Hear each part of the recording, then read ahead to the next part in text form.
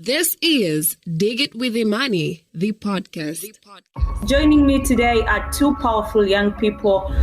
Digital health landscape in Kenya first is characterized by the high internet penetration. Can you walk us through one of these stories and what it reveals about the digital risks that young people face? On the other hand, the photo got leaked. The question is, how did the photo got leaked? Young people not knowing where to go, and if they know where to go, they fear that they'll be further exposed, they'll be judged. 1, 2, 3. This is Dig It With Imani, the podcast. Hi everyone, and welcome back to Dig It With Imani, where we break down the digital world and what it means for justice, safety, and inclusion across Africa. Today we are zooming in on form of violence that's often invisible but deeply harmful, technology-facilitated abuse or online gender-based violence. Across Africa, young people are being blackmailed, outed, stalked, or shamed online, and it's not happening in vacuum. It's connected to gender, power, and systems that don't protect us. Whether it's revenge porn, fake health information, or online surveillance, these are really attacks with really world consequences. So joining me today are two powerful young people who are speaking out and taking action. Martin from Ghana and James from Kenya. And we will hear how young people are experiencing technology-facilitated gender-based violence, where the systems are failing, and what must be done to make it safe. Now, let's dig it. How is Kenya? How is Ghana? Right. Ghana is cool. It's a bit cold, not too cold. It's rain season, so we like the weather this way, and we hope it continue this way, but it's not going to be like this forever. The hot season is going to get back again, but we love this weather now. How is Kenya, majirani ya Tanzania? Jirani wako sawa. Kenya is good. It's a little bit rainy in Nairobi, and as usual, as you have seen, we are on the streets fighting against extrajudicial killings and other injustices. But overall, we are good. Okay. So to keep our discussion in one line, what would you take for the internet to feel truly safe and inclusive for young people like you? Well, for me to have a very safe online activities and also feel safe at online is when there is more kind of a strict law or a strong law that will protect online users, especially for young people as well. And also, I won't feel that anytime I get to online, I feel scammed or being blackmailed. That is what makes safe for me to be online. On my side, is where when navigating these digital spaces, I have the confidence to navigate them. I know how to go about it, and having spaces where our voices as young adults are trusted, our diversities are protected, and we are not being punished by who we are, and always having the confidence that we'll be supported and not silenced in any way. Okay, can you share with us a little bit what the digital rights landscape looks like in your respective countries? Let me start with Martin. Well, the digital landscape, it sometimes young people sometimes feel face some challenges using the digital landscape, and we've had some great and amazing stories so far with the research that we had here on the focus group discussion. And young people, some people are able to afford the internet. Some people also living in some areas like the rural areas, find it very difficult to even get a gadget or a mobile phone or an internet to be able to access to get some source of information. So one way it's good in the urban areas, but other way it's also not kind of a good story in some areas, even in the urban areas and also in the rural areas too as well. But in all, for me, it's it's something that we are all trying to work on to have a very safe space, because we have issues, people also facing cyberbullying on the internet, and sometimes it's very difficult for them to even get justice whenever they report issues like that. So these are some of the few challenges that we are facing here. And even if someone is going to get justice for whatever harassment or maybe scam that has experienced online, it's always take a very long time, and sometimes it's being taken a long time, it can be trashed out or something like that. So it's really the wrongs sometimes outweigh the very good stories that we hear over here. This is Dig It With Imani, the podcast. James, how is it in Kenya? So the digital health landscape in Kenya first is characterized by the high internet penetration of about 92%. About 92% of Kenyans are able to access internet, although with some challenges, economic challenges and also stigma. But also we have very large digital gender barrier, especially affecting young women. And for example, we know that this barrier first is on the mobile ownership aspect, or we have about 12% difference in mobile ownership and also in data access. And when we come to the digital access itself on when accessing health information, we have barriers to digital inclusion affecting young adults. We have the issues of stigma, especially for key populations and young people or young adults living with HIV. We have the issue of now the education level and culture and how that intersect with access and the power dynamics of gaining and sharing health information online. We have the issue of digital harms. The technology facilitated abuse was one of the things which was widely reported by the young people we talked to. Issues of privacy, and also young people talk about the weak links, the privacy provisions and laws in Kenya, which we have significant number of them which are very strong, but implementation is a bit weak. So in summary, the digital landscape in Kenya is growing at a very fast rate, but we are lagging behind when it comes to protection and safety for young adults in Kenya. Thank you so much. Martin, the Digital Health and Rights Project's report shares the shocking stories about how young people in Ghana, especially girls and sex workers, are being harmed online. Can you walk us through one of these stories and what it reveals about the digital risks that young people face?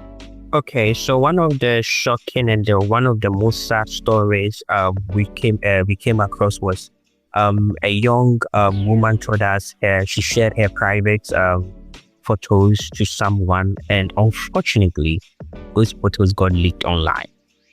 So one, you can imagine the kind of trauma this young lady is going to go through. And not just the trauma, the trauma also comes with the mental health too as well. And also we have discrimination and stigmatized both online and in person.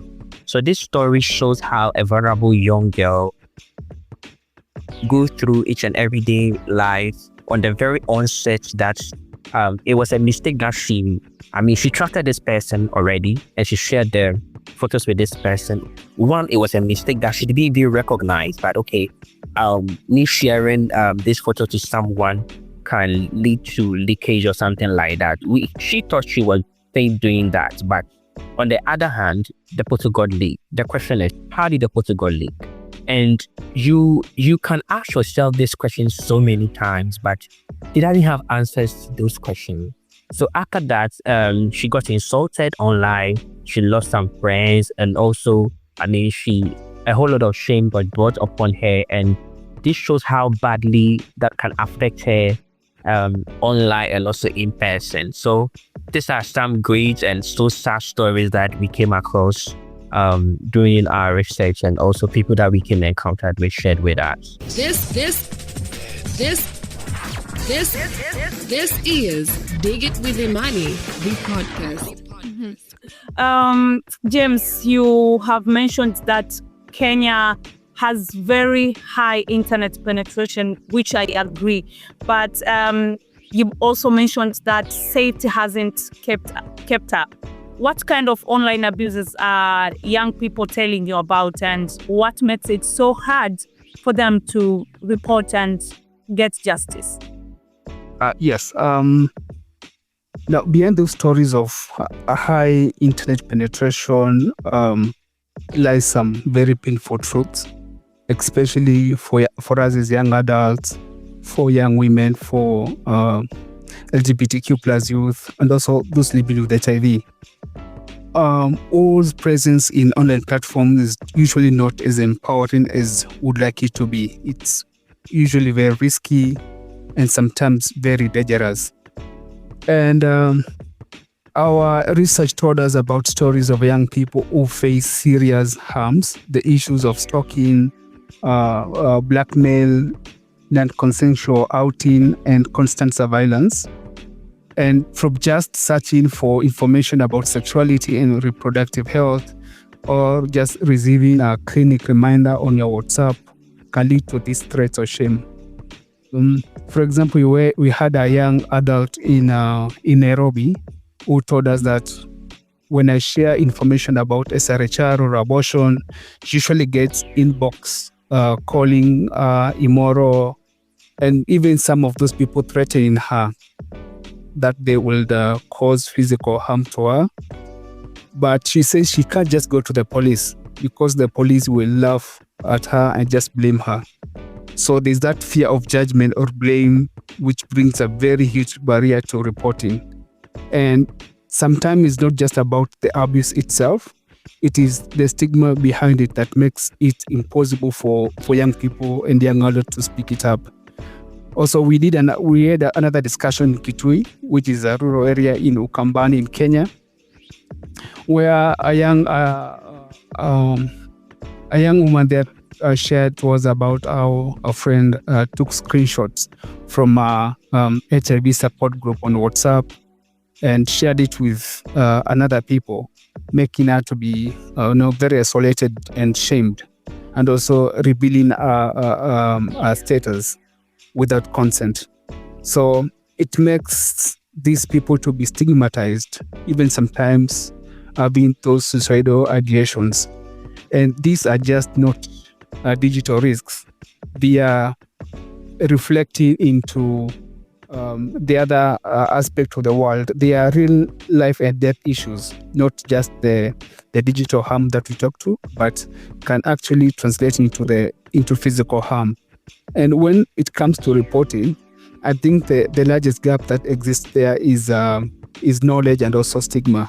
Young people not knowing where to go. And if they know where to go, they fear that they'll be further exposed, they'll be judged, or the system which exists now, they will re-traumatize them further, especially if their identity and their health issues and status carry a lot of stigma. The issues of HIV are still stigmatized in my country. LGBTQ are still stigmatized. So I think of it just going to report only in harm when you belong to those key populations. And that's why, yeah. I am trying to think that this is the challenge when it comes to accountability. This means different stakeholders have not been accountable to what they're supposed to do to make this digital space safe. I would love to hear from Martin. What does accountability look like for you, both from platforms and from the government actors, and maybe from other actors like NGO and digital rights advocates and young people themselves? Okay. So for me, accountability means both government and also tech companies must come in contact with the digital space.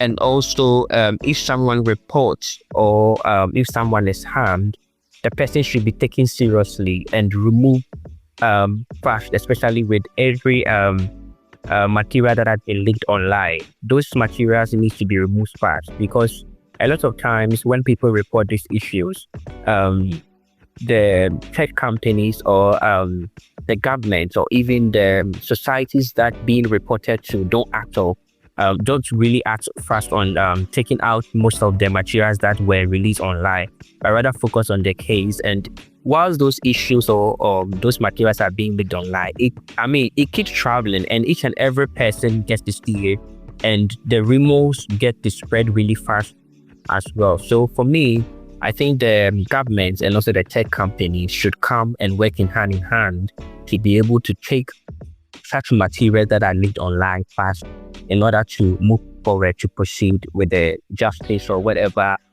thing that they need to tackle. James, we have seen that platforms are really slow to act, especially on harmful content posted abroad. What reforms are needed to make platforms more accountable to Kenyan youth? This is Dig It With Imani, the podcast.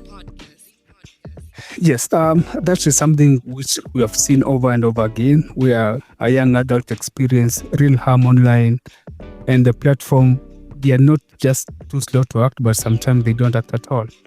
For example, when harmful content is hosted abroad, it can feel like it's shouting to avoid.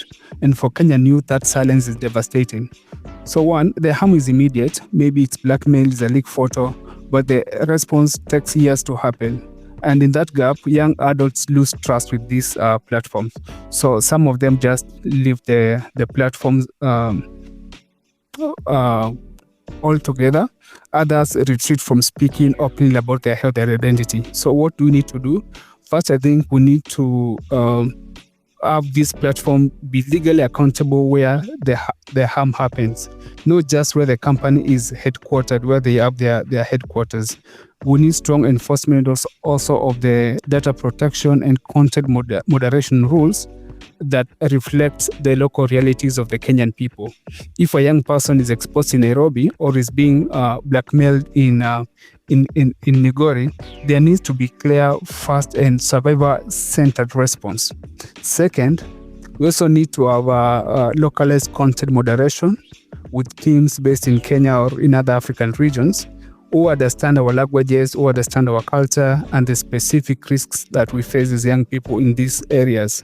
And that content which might be acceptable in other areas might not be really acceptable in our area in Kenya, and that can pose life-threatening consequences here.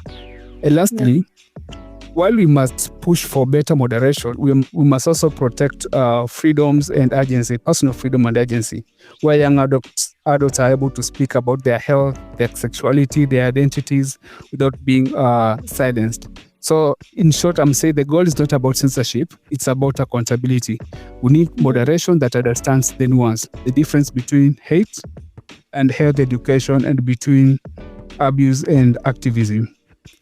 Speaking about content moderation and localization, I thought Kenyans are like way forward than other East African countries, because I heard even Meta have like sub-office in Kenya. So does they consider hiring local content moderators from Kenya so that they can really understand the jargons, vocabularies, and slangs? I don't think so, because for example, when you have a post which is damaging to you, the reporting process is usually very long. You report, then there's a reporting, for example, on X, then it takes like a week before you get a response. And most of the time, the standards which are put for such issues are not what we expect for human rights considerations. So they'll talk about character assassination if the information is true, but they don't look at the human rights aspect of it. So the moderation might be there, but it's not through the lenses of human rights. Okay. The gap between young people and adults on tech safety is quite wide. What are some solutions would you propose, especially in schools or communities, to close the gap? This is Dig It With Imani, the podcast. Yes. The gap is quite large, and it stems from how we view digital technologies by different generations. The young will be seen as tech savvy, and our seniors might sometimes not fully understand the kind of digital harms that young people face today. So, what can we do? The best way to harm people, to protect themselves, is to give them the right skills, the right education to identify harm and to know how to respond to it.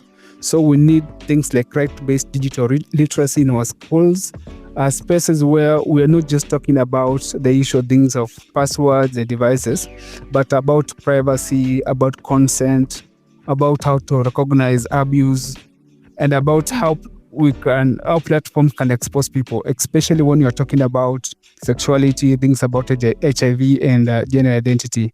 And this is part of life skills and health education that cannot be made optional. Another thing, one adult told us that when they are faced with this risk, no one usually asks them how they are going to fix it. Even in school, we are just talking about password, not what happens when someone leaks your chats. So we need peer-led approaches into these issues and have intergenerational dialogues to understand how we can have a collective in addressing the issues of digital safety. Mm-hmm. Martin, you told us very well about accountability. If you had the mic in parliament for 1 or 2 minutes, what would you say to lawmakers about digital safety for Ghana's youth?